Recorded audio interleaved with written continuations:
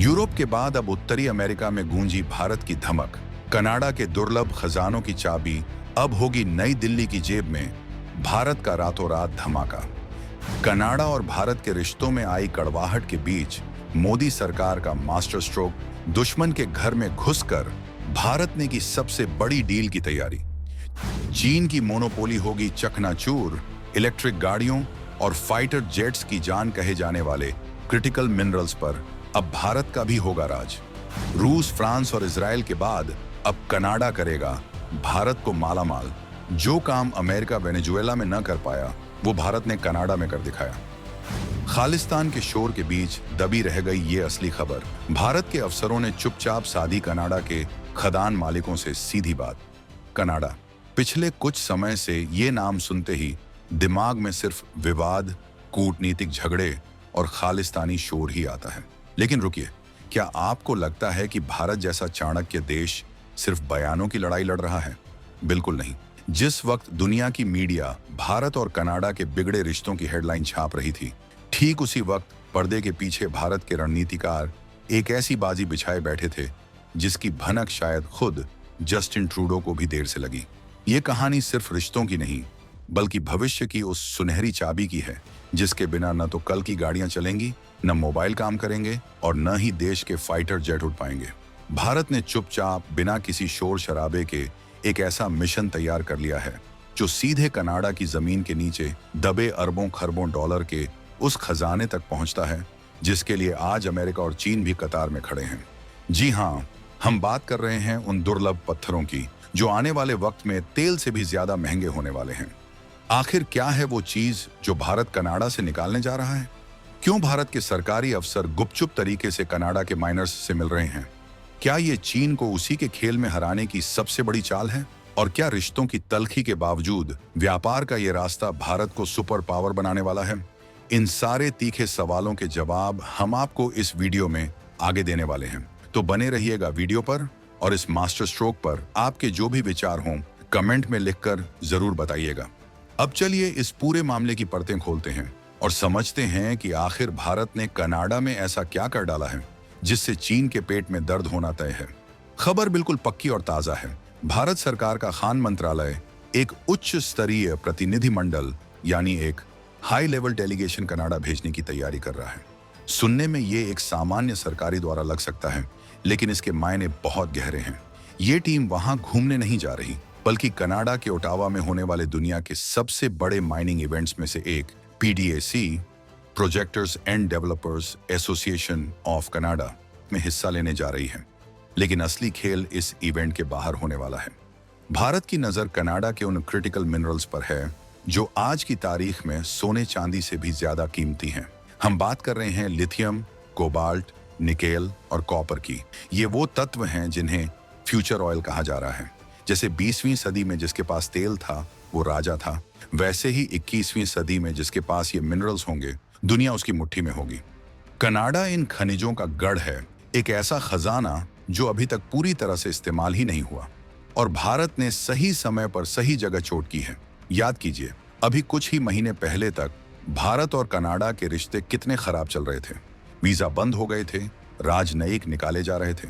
ऐसी स्थिति में किसी भी देश के लिए वहां जाकर बिजनेस डील करना नामुमकिन सा लगता है। लेकिन यही तो न्यू इंडिया की कूटनीति है।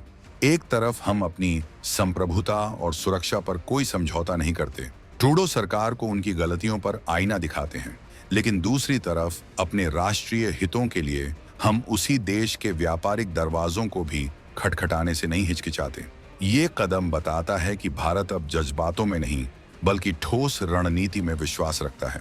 भारत की सरकारी कंपनी खनिज विदेश इंडिया लिमिटेड काबिल इस पूरे ऑपरेशन की धुरी है। काबिल का काम ही यही है कि दुनिया भर में ढूंढ ढूंढ कर भारत के लिए जरूरी खनिज सुरक्षित करे।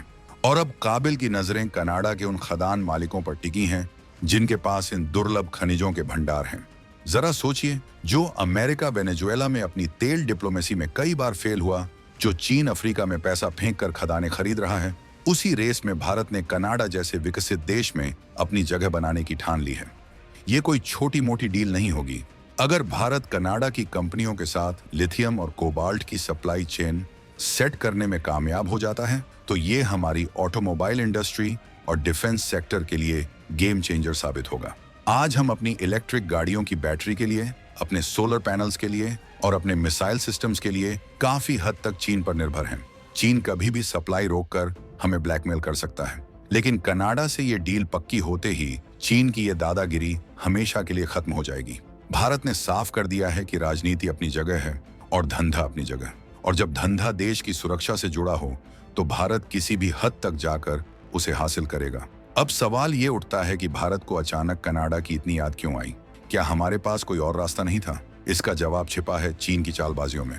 आज की तारीख में पूरी दुनिया की क्रिटिकल मिनरल्स की सप्लाई चेन पर ड्रैगन कुंडली मारकर बैठा है। लिथियम की प्रोसेसिंग हो या कोबाल्ट की रिफाइनिंग, 60 से 70% हिस्सा चीन के कंट्रोल में है। इसका मतलब ये है कि अगर कल को भारत और चीन के बीच सीमा पर तनाव बढ़ता है तो चीन एक झटके में हमें बैटरियां और जरूरी इलेक्ट्रॉनिक्स देना बंद कर सकता है। ये भारत की राष्ट्रीय सुरक्षा के लिए एक बहुत बड़ा खतरा है। इसी खतरे को भांपते हुए भारत ने मिशन क्रिटिकल लॉन्च किया है। हम अब एक ही टोकरी में सारे अंडे नहीं रख रहे। हमने पहले ऑस्ट्रेलिया के साथ डील की, फिर अर्जेंटीना में लिथियम ब्लॉक खरीदे और अब हम कनाडा के दरवाजे पर खड़े हैं। कनाडा इसलिए खास है क्योंकि वहां दुनिया के सबसे बड़े पोटाश, यूरेनियम और निकेल के भंडार हैं। और सबसे बड़ी बात, कनाडा चीन का विरोधी है। पश्चिमी देश अब चीन पर अपनी निर्भरता कम करना चाहते हैं, जिसे वो चाइना +1 स्ट्रैटेजी कहते हैं। भारत इसी मौके का फायदा उठा रहा है। कनाडा की सरकार भी चाहती है कि उनके खनिजों का खरीदार चीन के अलावा कोई और हो, कोई ऐसा देश जो लोकतांत्रिक हो और भरोसेमंद हो। भारत इस खांचे में बिल्कुल फिट बैठता है। IDRW की रिपोर्ट के मुताबिक भारत वहां न सिर्फ कच्चा माल खरीदने जा रहा है, बल्कि टेक्नोलॉजी शेयरिंग और जॉइंट वेंचर की बात भी करेगा। यानी हम वहां से सिर्फ पत्थर उठाकर नहीं लाएंगे, बल्कि वहां की कंपनियों के साथ मिलकर खुदाई करेंगे, रिफाइनिंग सीखेंगे और उस तकनीक को भारत लेकर आएंगे। ये भारत की बढ़ती हुई ताकत का सबूत है। पहले हम दुनिया के पास कटोरा लेकर जाते थे कि हमें तेल दे दो, हमें हथियार दे दो। आज हम दुनिया के पास पार्टनरशिप का ऑफर लेकर जा रहे हैं। हम कह रहे हैं कि हमारे पास दुनिया का सबसे बड़ा बाजार है, हमारे पास पैसा है, हमारे पास काबिलियत है। अगर कनाडा को अपना माल बेचना है तो भारत से बेहतर ग्राहक उसे पूरी दुनिया में नहीं मिलेगा। ये भारत की बार्गेनिंग पावर है। हम कनाडा के सामने गिड़गिड़ा नहीं रहे, बल्कि एक मजबूत स्थिति से डील कर रहे हैं। कनाडा के माइनिंग सेक्टर को भी मंदी के इस दौर में भारत जैसे बड़े निवेशक की सख्त जरूरत है।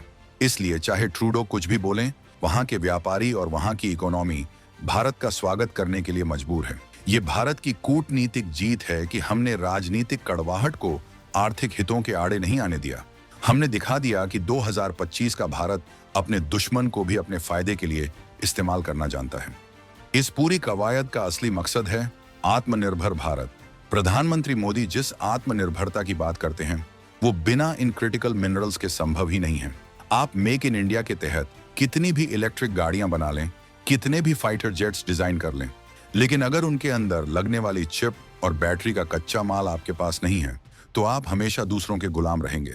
कोबाल्ट और निकेल का इस्तेमाल सिर्फ मोबाइल फोन या कारों में नहीं होता। इनका इस्तेमाल जेट इंजन के टरबाइन बनाने में, मिसाइलों की गाइडेंस किट में और सैटेलाइट्स में होता है। यानी ये मामला सीधे सीधे देश की रक्षा से जुड़ा है। अगर कल को युद्ध होता है तो हम अपनी मिसाइलों के लिए किसी और देश के भरोसे नहीं बैठ सकते। भारत ने हाल ही में अपने देश के अंदर भी खोजबीन तेज की है। जम्मू कश्मीर और राजस्थान में लिथियम के भंडार मिले हैं, लेकिन उन्हें निकालने और इस्तेमाल लायक बनाने में अभी सालों लगेंगे। हम इतना लंबा इंतजार नहीं कर सकते। हमारी जरूरतें आज की हैं, हमारी फैक्ट्रियां भूखी हैं, उन्हें आज ही कच्चा माल चाहिए। इसलिए कनाडा का ये मिशन इतना महत्वपूर्ण है। भारत सरकार ने काबिल को खुली छूट दे दी है कि जाओ और दुनिया के जिस कोने में खजाना मिले उसे भारत के लिए लॉक कर दो। हमने अफ्रीका में भी अपने पैर पसारने शुरू कर दिए हैं। नामीबिया, जाम्बिया जैसे देशों से भी बात चल रही है। लेकिन कनाडा एक विकसित देश है, वहाँ का कानून साफ है, वहाँ इंफ्रास्ट्रक्चर मजबूत है, वहाँ से माल निकालना अफ्रीका के मुकाबले ज्यादा आसान और सुरक्षित है। और इसमें एक बड़ा एंगल अमेरिका का भी है। अमेरिका ने मिनरल सिक्योरिटी पार्टनरशिप MSP बनाया है, जिसमें भारत भी शामिल हुआ है। इस ग्रुप का मकसद ही यही है कि क्रिटिकल मिनरल्स की सप्लाई चेन को चीन के चंगुल से छुड़ाया जाए। कनाडा भी इसका हिस्सा है। तो एक तरह से भारत को अमेरिका का भी मूक समर्थन हासिल है। अमेरिका भी चाहता है कि कनाडा का माल चीन के बजाय भारत जैसे रणनीतिक साझेदार के पास जाए। तो देखिए कैसे भारत ने एक तीर से कई निशाने साधे हैं। एक तरफ अपनी जरूरतों को पूरा किया, दूसरी तरफ चीन को झटका दिया और तीसरी तरफ अमेरिका के साथ अपनी रणनीतिक साझेदारी को और मजबूत किया। इसे कहते हैं जियोपॉलिटिक्स का असली खिलाड़ी। वो दिन गए जब भारत दुनिया के फैसलों का इंतजार करता था। आज भारत अपने फैसले खुद ले रहा है और दुनिया को उन फैसलों के हिसाब से चलने पर मजबूर कर रहा है। कनाडा की धरती पर भारतीय अफसरों की मौजूदगी इसी बदले हुए भारत की तस्वीर है। तो दोस्तों, तस्वीर बिल्कुल साफ है। ओटावा की बर्फ में भारत ने जो कूटनीतिक गर्मी पैदा की है, उसका असर आने वाले दशकों तक दिखाई देगा। ये सिर्फ कुछ पत्थरों की खरीद फरोख्त नहीं है, ये भारत के महाशक्ति बनने की दिशा में उठाया गया एक बहुत बड़ा और ठोस कदम है। जब हमारी सड़कों पर दौड़ती इलेक्ट्रिक गाड़ियां भारत में बनी बैटरियों से चलेंगी, जब हमारे तेजस और एमसीए फाइटर जेट्स में लगा स्टील और एलॉय हमारे अपने कंट्रोल वाले खनिजों से बना होगा, तब असली मायनों में हम आजाद होंगे। कनाडा के साथ ये डील भारत को उस एलीट क्लब में शामिल कर देगी जो अपनी शर्तों पर दुनिया से व्यापार करते हैं। हमने देखा है कि कैसे छोटे छोटे देशों ने सिर्फ अपने संसाधनों के दम पर दुनिया को नचाया है। अरब देशों ने तेल के दम पर अपनी धाक जमाई। अब वक्त बदल रहा है, अब बारी मिनरल्स की है और भारत इस बार पीछे रहने के मूड में बिल्कुल नहीं है। हमने देर से शुरुआत जरूर की, लेकिन अब हमारी रफ्तार ने सबको चौंका दिया है। काबिल का ये मिशन अगर 100% कामयाब होता है, तो सोचिए भारत का कितना विदेशी मुद्रा भंडार बचेगा जो हम आयात पर खर्च करते हैं। वो पैसा देश के विकास में लगेगा, हमारे इंफ्रास्ट्रक्चर में लगेगा।